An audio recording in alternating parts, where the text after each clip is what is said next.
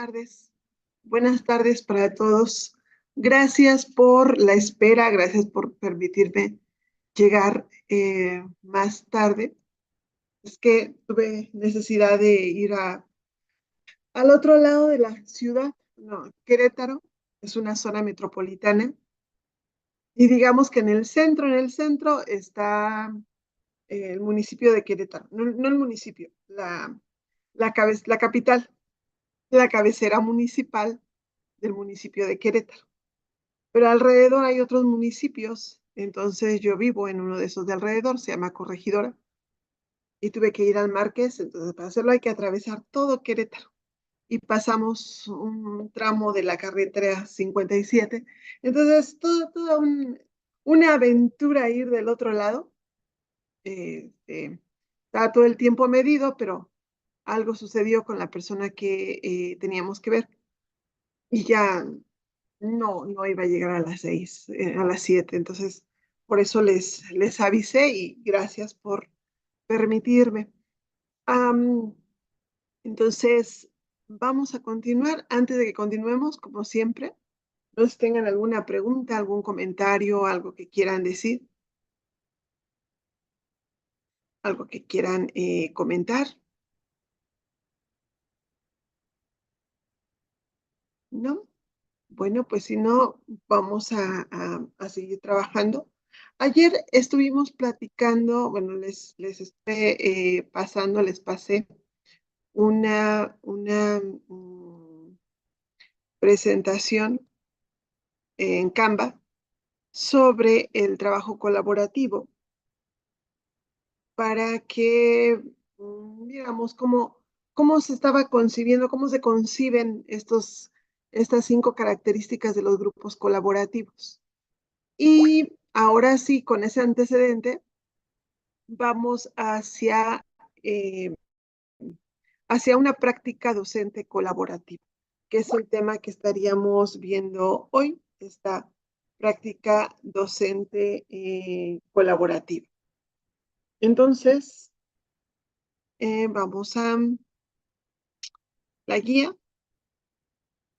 Estoy teniendo la guía de dirección. Me voy a guiar un poco con la guía de dirección. Y es este cuadernillo de la práctica docente colaborativa. Nos están pidiendo que para los jefes de departamento veamos de la página 67 a 74, lo mismo que para directores, supervisores, y solamente para subdirectores académicos nos están pidiendo que nos detengamos de la página 75 a la 88. Entonces, prácticamente vamos a ver lo mismo todos, de este cuadernillo. Este cuadernito, les decía que seguramente ustedes se acordarán por allá de octubre, noviembre de, de 2022, los supervisores de la SEMS en los subsistemas federales em, fueron a los planteles a dar este curso taller. Nos reunieron a todos los docentes y me parece que eran 3 cuadernitos. Era uno de áreas de acceso al conocimiento, otro de recursos sociocognitivos transversales y el otro era de recursos socioemocionales para la implementación del MESEMS. Pero era como un curso taller, lo íbamos siguiendo y estaba muy enfocado hacia la cuestión colaborativa. De hecho, en mi plantel, creo recordar, se dio por turno, creo recordar que a donde más se avanzó, pues fue a esta idea de colaborativo. Me parece que por ahí llegamos. Entonces, ahorita lo están tomando precisamente para que de esta parte nosotros veamos este tema que es aprendiendo una nueva visión para la enseñanza colaborativa. Y en el caso de los subdirectores académicos, también les están pidiendo una sección de trabajo colaborativo. Entonces, aprendiendo una nueva visión para la enseñanza colaborativa es para jefes de departamento, para directores, supervisores y a los subdirectores académicos. Además, les están pidiendo esa sección de trabajo colaborativo. Entonces, nos vamos a ir a esta parte que es la página 67, bueno, la página 68 en realidad, que es donde comienza aprendiendo una nueva visión para la enseñanza colaborativa. Y entonces nos vamos a ir viendo lo más importante. Aquí yo tengo, bueno, eso que les acabo de decir es básicamente lo que está en esta parte de qué se trata. Y luego lo más importante está de este lado y tiene las imágenes y algunas cosas muy sintéticas para que ustedes vean de qué puede tratarse eso. Y después hay un extracto del director y jefe de departamento que también sirve para el supervisor y hay otro para su dirección académica. Pero nos vamos a ir directamente entonces al documento y quiero que vean, más bien, me voy a ir para ver los 5 elementos del trabajo colaborativo que vimos ayer. Son elementos que se mencionan mucho en la bibliografía. Digamos que son los 5 elementos que se mencionan por todas partes. Lo que vamos a ver aquí es cómo si lo hubieran tomado de algún otro lado, pero al final pues también está em, conjuntándose o está cayendo en esta parte del trabajo colaborativo. Entonces, ayer estábamos platicando de esta visión. El trabajo colaborativo es un trabajo que se hace en equipo, pero que además no cualquier equipo puede llamarse un equipo colaborativo. Tiene que pasar un procesamiento del grupo, una maduración del grupo, tienen que pasar muchos eventos para que realmente un equipo docente, un colectivo docente, pueda trabajar de manera colaborativa. Y cuando ese trabajo va encaminado, sobre todo a la mejora de los aprendizajes, que al fin y al cabo es la mejora institucional, entonces hablamos de un trabajo colegiado. Así que la perspectiva del taller es adentrarnos y enfocarnos y llevarnos a poder hablar de un trabajo colaborativo. Pero ese trabajo colaborativo está haciendo hincapié o está con el énfasis del aprendizaje colaborativo, más que un trabajo, un aprendizaje entre todos.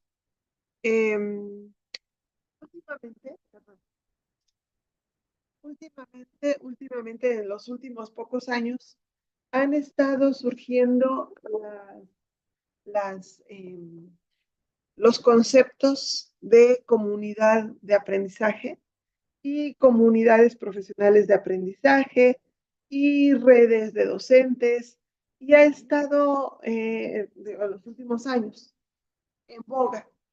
Y entonces la idea es precisamente que podamos, como grupo colaborativo, podamos tener entonces un aprendizaje colaborativo, que podamos aprender todos de todos. Y citan entonces a Calvo. Y para citar a Calvo o citando a Calvo, dicen que el aprendizaje colaborativo, un aprendizaje entre todos, es una estrategia fundamental en los enfoques actuales de desarrollo profesional docente. Y su esencia es que los docentes estudien, compartan experiencias, analicen e investiguen juntos acerca de sus prácticas pedagógicas en un contexto institucional y social determinado.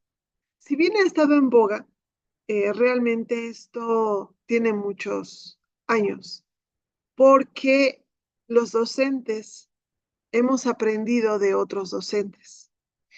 A veces hemos aprendido a la mala y nos acordamos de cómo eran los docentes con nosotros.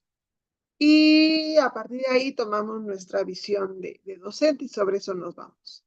Pero, y se los mencionaba ayer, los que hemos tenido la suerte de caer en una escuela donde se privilegia el trabajo colaborativo, donde se privilegia el aprendizaje colaborativo, pues nos ha ido muy bien, porque al principio no sabíamos nada, los profesores de educación media superior, llegamos a dar clase con mucho conocimiento disciplinar, pero muy, muy poco conocimiento pedagógico. Entonces, pues traemos todo ese conocimiento por delante, pero lo pedagógico, pues no lo sabemos, no sabemos ni cómo se come. Y entonces, al enfrentarnos con docentes con mucha experiencia, que además quieren compartir, pues es una buena cosa, ¿no? Pero aquí quienes tienen que abrir los espacios son sobre todo los directivos. Los directivos somos quienes tenemos que provocar que, que pase esta situación. Tenemos que llamar a nuestros docentes a reuniones de academia, de consejo, tenemos que darles directrices para que hagan ese trabajo, tenemos que respetar sus acuerdos, tenemos que tratar de tener esta mística en nuestras escuelas en cuanto a lo colaborativo. Nos vamos muchísimo por lo administrativo y se nos olvida lo académico y entre ello, bueno, pues se nos olvida lo colaborativo. Entonces, el aprendizaje colaborativo es esa estrategia donde se pretende, de acuerdo a Calvo, que los docentes aprendan juntos, compartan experiencias, investiguen juntos acerca de sus prácticas pedagógicas. Perdón. Entonces, eh, eh, hay algo que dice Calvo y que dice que se debe prestar atención a algo que se ha denominado aprendizaje de la práctica. Lo he repetido muchísimas veces, ya lo dije hace rato, pero los profesores solamente aprendemos a ser profesores siéndolo. No hay otra manera. No hay otra manera más que siendo profesores. Permítanme un poquito porque aquí está pasando algo. Permítanme.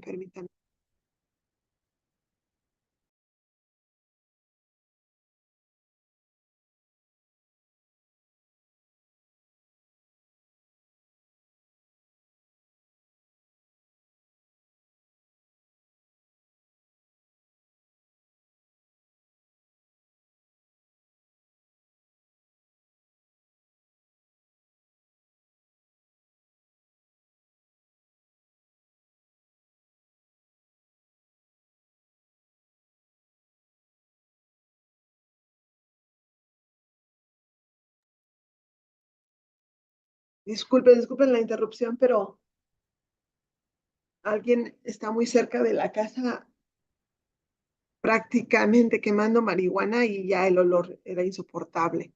Al rato voy a estar yo, pero bueno, entonces por eso tuve que ir a ver, disculpen. Em, entonces, lo que les estaba comentando era este aprendizaje de la práctica, que era lo que yo les comentaba. Aprendemos a ser docentes en la práctica, no hay otra manera. Podemos tener muchas cosas de teoría, que finalmente para eso nos sirven los diplomados, las especializaciones, especialidades, las maestrías, los doctorados, para tener mucha teoría. Pero bueno, finalmente, ¿quién te ha enseñado a ser docente? Pues te lo han enseñado los estudiantes y te lo han enseñado a través de la práctica, esa práctica aderezada entonces con la teoría. Y tenemos docentes, los que estamos en escuelas ya con muchos años, tenemos docentes que prácticamente fundaron la escuela y que tienen un bagaje experiencial muy fuerte, muy grande y que desafortunadamente no los estamos aprovechando. Entonces, como directivos, tenemos que abrir esos espacios donde los docentes que tienen más experiencia puedan acercarse a los docentes más jóvenes y los docentes más jóvenes puedan sentirse en la confianza de poderle preguntar a esos docentes con mayor antigüedad. Entonces, dice Calvo que las prácticas colaborativas son efectivas, pues tienen que ver con lo que hacen los docentes y directivos cuando trabajan juntos para desarrollar prácticas efectivas de aprendizaje. Analizan lo que acontece realmente en las aulas y velan porque no solo su actuación individual, sino la de todo el colectivo, todos, se realice bien. Yo lo llamo algo así como una mística. Eh, Nosotros sabemos, y los que apenas van a ser directivos, apenas van para jefes de departamento, tienen que saberlo. No podemos contar con el 100% de los docentes, ni con el 100% del personal. Pero bueno, aquí no estamos enfocando a los docentes. No podemos contar con el 100% de los docentes. No hay escuela, a menos que sea de sustento particular, pero no hay escuela pública que diga que el 100% de sus docentes trabajan de una manera más que aceptable. No la hay. Siempre hay un porcentaje de los docentes que se resiste, que no trabaja, que causa problemas, con quien no se puede contar. Siempre, siempre. Entonces, el propósito o a lo que le tenemos que apuntar es al 100%. Obviamente que el 100% trabaje. No vamos a llegar. Pero si le apostamos al 100%, nos vamos a asegurar que un gran porcentaje sí trabaje. Y una de las maneras de hacer que los docentes trabajen, pues es este reconocimiento que tenemos que darle a su labor.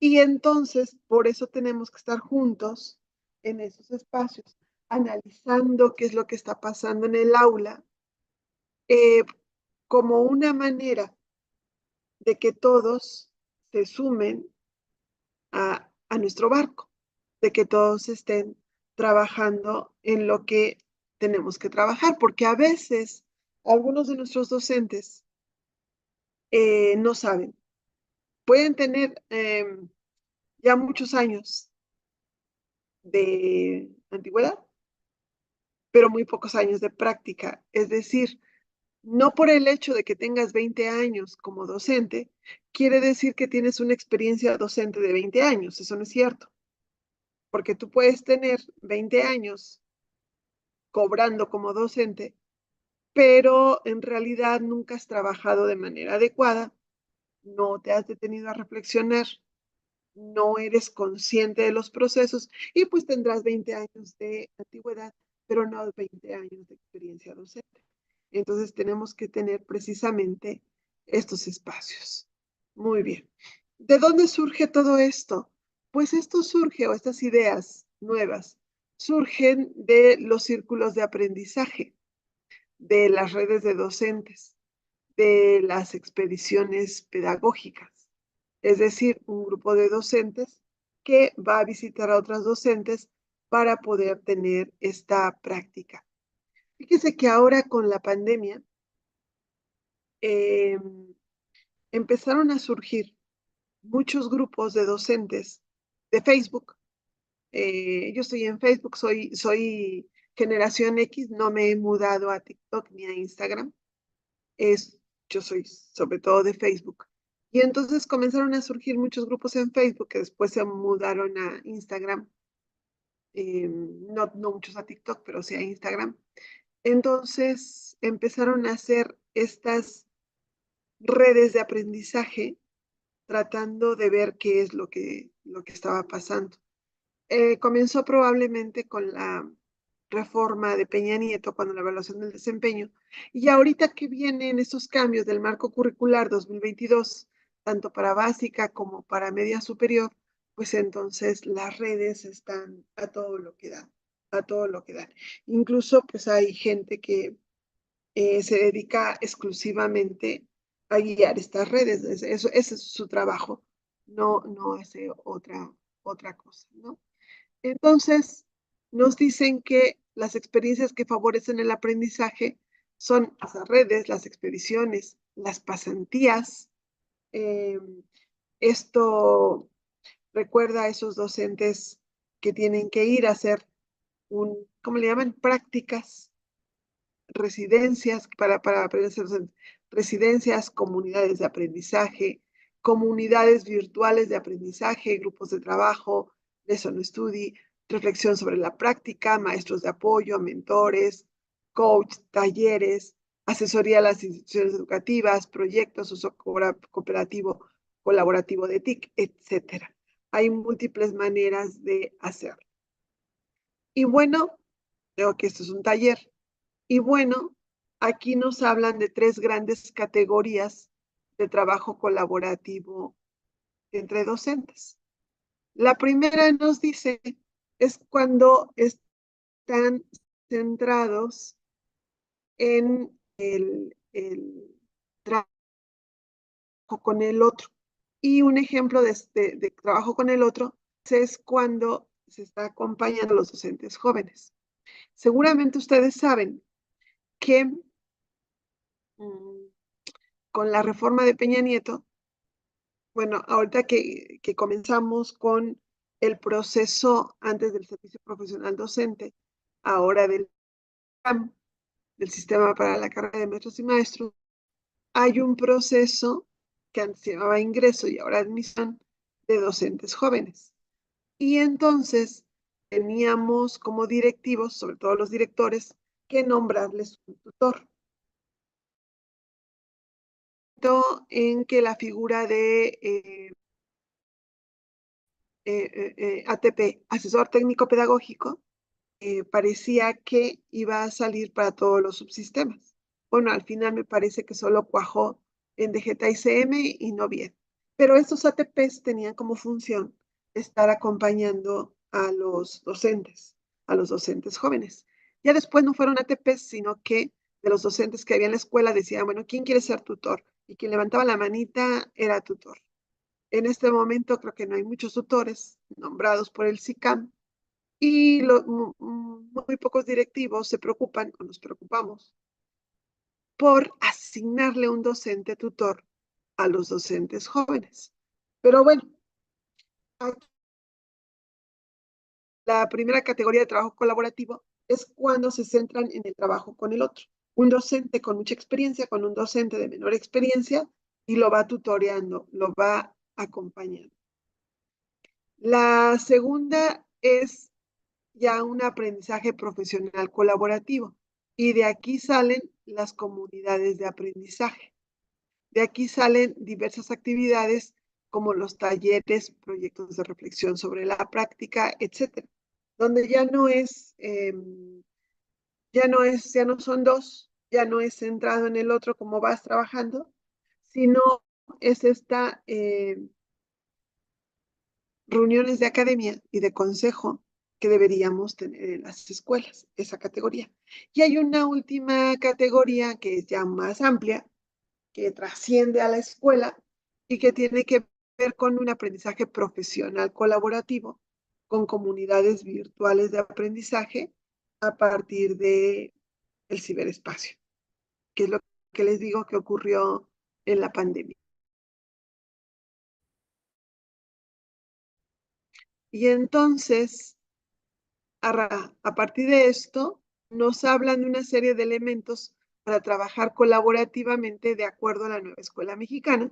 ¿Y qué es lo que yo les digo que me parece muy sencillo, no sé dónde lo sacaron, no son los 5 elementos que vimos ayer, pero bueno, eh, se corresponde. No sé que el primer elemento es definir un objetivo común en el grupo que responda a necesidades y desafíos de sus prácticas docentes. Después de eso, el segundo paso será asumir la responsabilidad individual y compartida para alcanzar ese objetivo, que se parece mucho a responsabilidad individual e interdependencia. Y esta, que se parece mucho a interdependencia, es asegurar la participación activa y comprometida de todos los miembros. Después tendríamos lo que llamamos ayer habilidades socioemocionales. Una parte es promover relaciones simétricas y recíprocas en el grupo, que también tiene que ver con interdependencia. Lo siguiente sería desarrollar interacciones basadas en el diálogo y la reflexión pedagógica. Un poco esta interacción cara a cara mediada por habilidades socioemocionales. Y tendríamos que llevar a cabo encuentros frecuentes y continuos en el tiempo. Esto es lo que nos proponen. Entonces, un objetivo común ya lo tenemos. ¿Cuál es el objetivo común? Esa mejora de los aprendizajes, que lo podemos ir acortando más, ¿no? Por ejemplo, la Academia de Matemáticas, el grupo colegiado de matemáticas o el equipo de matemáticas, habitualmente tiene como problemática la baja aprobación. Bueno, ahí está, ya está el objetivo común. Después vamos con la responsabilidad individual y compartida para alcanzar ese objetivo, aumentar el índice de aprobación. Tienen que participar todos. Y en este punto, los directivos somos muy importantes, porque a veces cometemos el error de dejarle el trabajo al presidente, a la presidenta de academia. Y finalmente ellos no son más que docentes, que tienen la misma jerarquía, administrativamente hablando. Y entonces, a los docentes que no quieren trabajar, probablemente no le hagan caso al docente presidente. Pero nosotros como directivos podemos apuntalar esto y es una manera de asegurar esa participación activa y comprometida. Después de esto, hay que procurar promover relaciones simétricas y recíprocas en el grupo. Esta parte de tener gente con ciertos privilegios en el colectivo docente no es nada buena. Después tenemos que provocar que haya esas interacciones basadas en el diálogo y la reflexión pedagógica. Yo insisto, para hacer esto tenemos que dar un guión, tenemos que dar una pauta, tenemos que decir exactamente qué es lo que necesitamos y tenemos como directivos que abrir los espacios para que esto suceda, porque de otra manera no va a suceder. Y tiene que ser periódico. Las reuniones de academia, de consejo técnico, son periódicas. Y entonces nos dan aquí algunas modalidades de trabajo colaborativo y nos mencionan estudio de clases y comunidades de aprendizaje. Las comunidades de aprendizaje son centradas en los docentes y son grupos profesionales de diversas asignaturas y disciplinas que cuestionan su práctica de manera continua, crítica, reflexiva y colaborativamente. El objetivo es claro, orientar el aprendizaje de las y los estudiantes a través de estrategias innovadoras pensadas en conjunto por distintas y distintos docentes. No quiero meterles ruido, pero esto se parece mucho a la definición de comunidades profesionales de aprendizaje. Pero bueno, el documento así nos lo da. Y el estudio de clases es una estrategia colaborativa que permite a los docentes observarse, reflexionarse, mejorarse a través del aprendizaje con otras y otros docentes. Es esta idea de que podemos grabar a alguien y ver cómo está su clase, o podemos meternos y aprender de esa clase, y tendríamos que tener, debe ser un grupo maduro para poder escuchar las críticas a su trabajo, así como las sugerencias y obviamente las felicitaciones.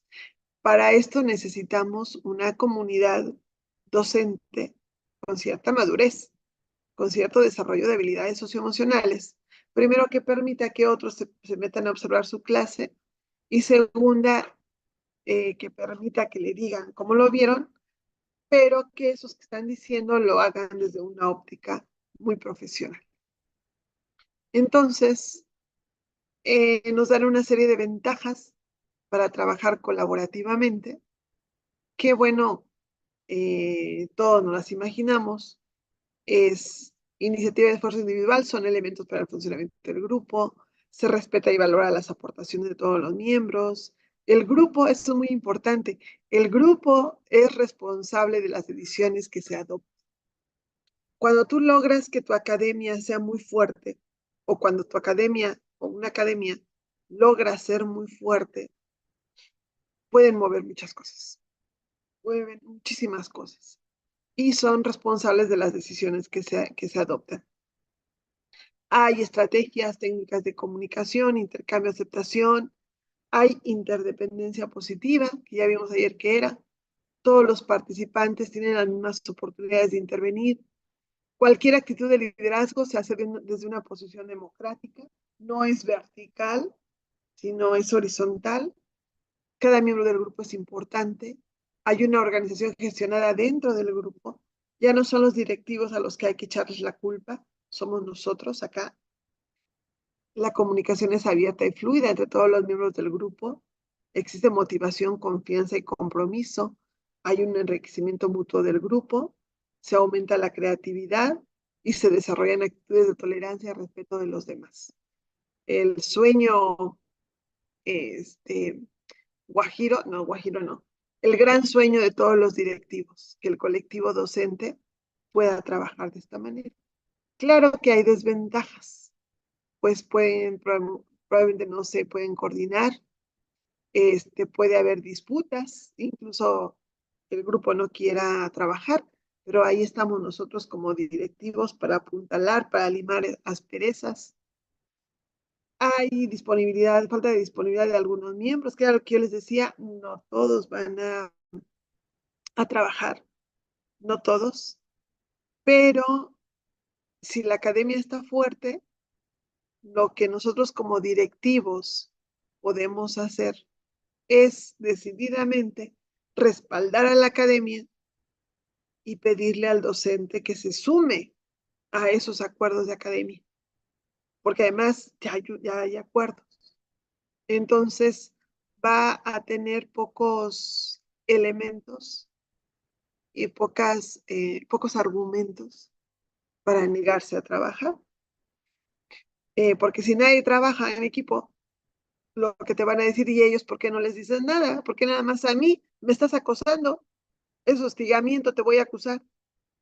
Pero si tus academias están fuertes, pues entonces puedes lograr que estas personas que no quieren colaborar no tengan más remedio que sumarse. Eh, Hay resistencia al cambio. Pareciera que la democracia es algo que todo el mundo quiere, ¿no es cierto? Algunos de nuestros docentes están muy cómodos trabajando con indicaciones de manera vertical, no horizontal. Además, nadie es profeta en su tierra. A veces los propios docentes no tienen eh, mucha aceptación entre los otros docentes, aunque sean reconocidos afuera de la escuela. Eh, la otra cuestión es que las personas que son buenas habitualmente trabajan solas porque solas trabajan más rápido. Entonces el liderazgo puede ser no efectivo porque el líder tiene que esperar a todos, tomarle parecer a todos. Y de pronto, como estamos hablando de cuestiones académicas, no sé cuántos docentes de su plantel conozcan que realmente ya comprenden el MESEMS, ya saben de qué se trata esto, pero que de verdad lo sepan, pues no son muchos. Entonces, eh, quien ya lo sabe va solo, porque se capacitó solo, porque se adentró solo y porque todavía tendría que explicarle a los demás de qué se trata. Entonces, como es más fácil ir solo, puede ser que el líder no quiera esperar a los demás. Y la otra cosa es cómo está el ambiente docente, porque si el ambiente docente se presta a que todos se reconozcan, en el sentido de reconocimiento, de valorización, pues entonces no va a haber mucho problema porque los liderazgos surgen naturalmente. Pero si no se reconocen en el sentido de valorarse, entonces va a haber mucha pugna por el liderazgo y eso obviamente va a obstaculizar el trabajo colaborativo. Esos son los obstáculos. Y entonces para las subdirectoras, subdirectores, bueno, nos están dando un video de las comunidades de aprendizaje, un caso exitoso, pero después nos vamos ya para los subdirectores a esta sección de trabajo colaborativo. Y aquí, en esta sección, sobre todo se están yendo hacia la disciplinariedad. Miren, todo esto es parte del taller, lo que tienen que estar haciendo, pero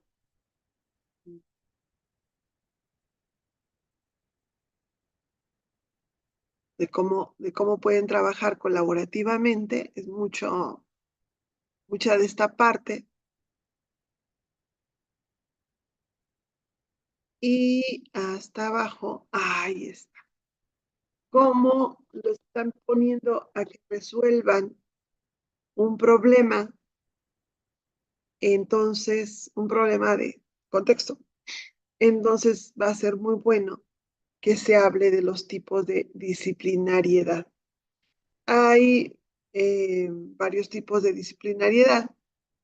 Aquí vamos a hablar solo de tres. Ahí está el multidisciplinario, está el transdisciplinario, interdisciplinario y transdisciplinario. No, transdisciplinario e intradisciplinario. Perdón. Ahora se los digo mejor. ¿Cuáles son los tipos que menciona el cuadernito? Es que no está aquí.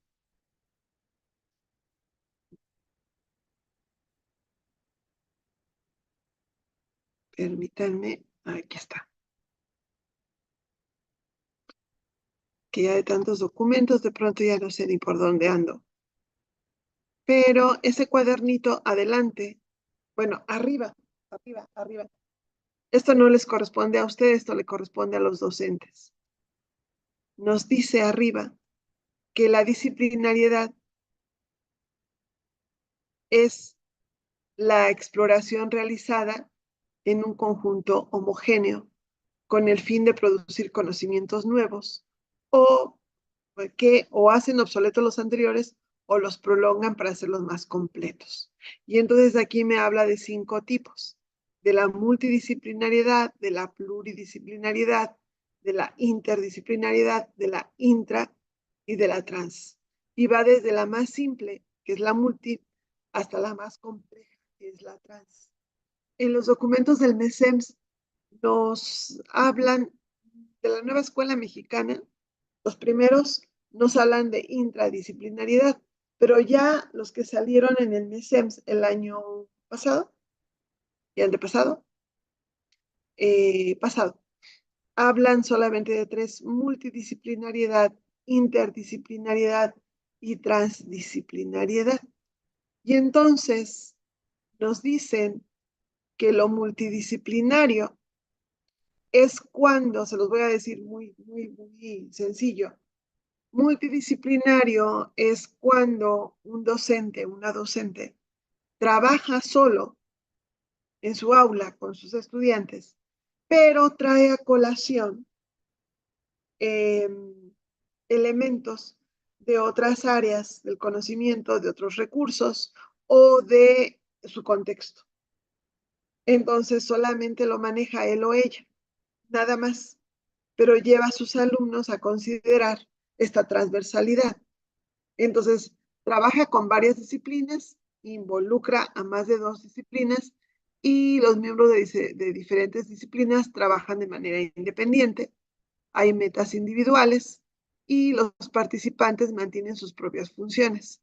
No se cuestionan las fronteras disciplinarias, porque, por ejemplo, ahorita que yo estoy dando la conservación de la energía, me he metido a veces a biología, me he metido a química, y entonces mis estudiantes entienden bien cuando estamos en física y cuando estamos en biología.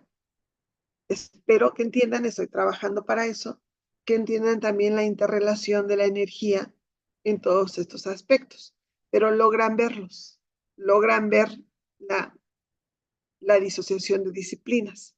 Yo estoy trabajando multidisciplinariamente.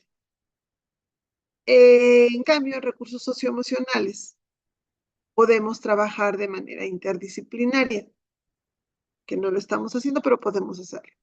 Aquí se trabaja entre diferentes disciplinas.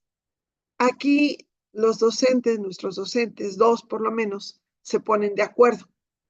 Se ponen de acuerdo para un trabajo común que me va a dar un producto común. Y entonces ya no son independientes, trabajan juntos por el mismo proyecto y tienen metas compartidas. Las funciones que se tienen son comunes. Los participantes entregan algunos aspectos de su propia función disciplinaria, pero aún mantienen una base de su disciplina científica. Por ejemplo, en mi escuela vamos a hacer un proyecto transversal, donde no es el PAEC ni es el PEC, es un proyecto transversal, donde el líder va a hacer cultura digital. Van a hacer una página web a la que vamos a alimentar sobre prevención de adicción de drogas, el fentanilo. Entonces, vamos a eh,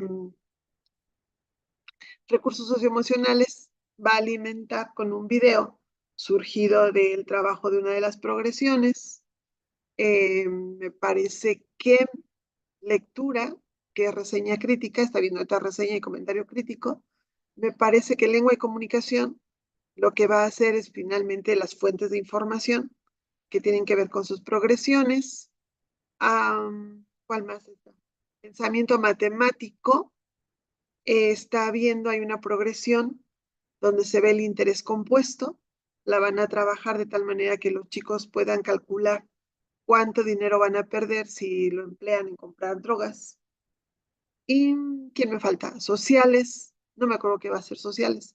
Pero quien es el líder es cultura digital. Y entonces vamos a alimentar esa página web. Así que vamos a tener un instrumento de evaluación común. Pero aunque estamos todos juntos y desaparecen esas fronteras, de todas maneras, cada uno sigue manteniendo la base de su disciplina científica. Ahí va a estar la página web, ahí van a estar todos, pero cada uno está. Y en cambio, lo que busca el PAEC, el Proyecto Escolar Comunitario, es un proceso transdisciplinario, donde todos participen trabajando a través y más allá de varias disciplinas. Por ejemplo, sanear un río. El saneamiento de un río ya no es, bueno, a ver, tú haces el video de este cuerpo sano en mente sana y tú les dices que hagan la reseña crítica y tú les dices que hagan la página web y tú los pones a calcular. No, sino que el objetivo es el saneamiento del río. ¿Y qué vamos a hacer? Bueno, nos integramos, traemos también especialistas. Las partes interesadas son nuestros estudiantes, traemos especialistas, trabajamos juntos usando un marco conceptual, un objetivo y habilidades compartidas. Entonces ya no hay metas compartidas a dónde llegamos, sino hay objetivos y habilidades y los participantes no tienen funciones, sino roles. ¿Cuál es el negociador? ¿Cuál es el líder? ¿Cuál es el gestor? Pero también de desarrollo. Tenemos un marco conceptual compartido, ya no es el marco diferente, el de las naturales, el de las sociales, el de las humanidades, sino todos compartidos. vamos allá de los límites de la disciplina y entonces estamos aprendiendo todos de todos. Y las metodologías son metodologías que se basan en lo transversal. ¿Cuáles son? Aprendizaje basado en problemas, aprendizaje basado en proyectos, aprendizaje basado en desafíos, aprendizaje basado en casos. Ya son metodologías que se basan totalmente en lo transversal. Y bueno, pues es eso lo que tiene de diferente y lo que tiene de especial en cuanto a subdirectores académicos. Hasta aquí. No sé si alguien tenga alguna pregunta, alguna duda, quiera compartir algo. Veo que de pronto siento que me agarro, hable y hable y hable y hable. Eh, eh, algo que quieran comentar. Maestra, yo tengo una duda. Respecto entonces a lo que es transdisciplinar, perdón, me cuesta trabajo la palabra, Disciplinariedad. justamente podría tratarse del PAE, El PEC, sí. perdón, el PEC. Ujú. Y realmente es solucionar un problema afuera del plantel, o sea, ya es de la comunidad. O Entonces, dentro de la comunidad del plantel. Digamos que eh, necesitamos hacer un espacio de descanso para los estudiantes. Entonces nos abocamos a ver de qué manera podemos hacerlo. No sé, a mí se me ocurre, es que estoy en Querétaro, a mí se me ocurre a lo mejor una especie de palapita, un lugar donde haya palapitas, donde haya conectores de este, conectores eléctricos, a lo mejor tengan buena señal de internet, donde estén sabrosos los chicos, donde puedan tener a su disposición libros, no sé, un espacio joven de ese tipo. Es decir, sí puede ser de la comunidad, pero también puede ser de dentro de la escuela. ok, maestro, sí, ya me quedó más claro. ¿Sí? Gracias. Les voy a pasar Ma- entonces. Sí, sí, adelante, Maestra, maestra. Sí, perdón, buenas noches. Lo que pasa es que de pronto me saca y entré un poquitito, unos minutos tarde. Lo que ha comentado todo esto es básicamente para subdirector o de allí, ¿qué es lo que se retoma para lo que es jefe de departamento? lo único que es para subdirector es lo último. Esto. Les comento que les voy a compartir pantalla. ¿A dónde está? Aquí. Les estoy poniendo un video sobre transdisciplinariedad. Se los puse ahorita en el chat. Aquí está. Esto que está aquí es para subdirector, subdirectora. Todo lo demás es para todos. Pero esto es para subdirección académica. Así lo marca la guía. ¿Sí? Muy bien. ¿Les tengan Ok, alguna pregunta? gracias. Por nada.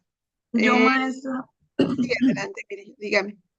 maestra, yo voy para jefe de departamento, pero sí me interesa distinguir muy bien. El multidisciplinario es, por ejemplo, un maestro de ciencias sociales pide un proyecto o están desarrollando un proyecto donde no aplican solamente ciencias sociales, sino que les pide un ensayo y que de lengua y comunicación, donde estaría la conexión, y que graben un video, que sería cultura digital. Ese sería un ejemplo de multidisciplinario, maestra. ¿Quién lo está manejando? ¿Cuántos Él es docentes participan? uno solo, El profesor. el profesor.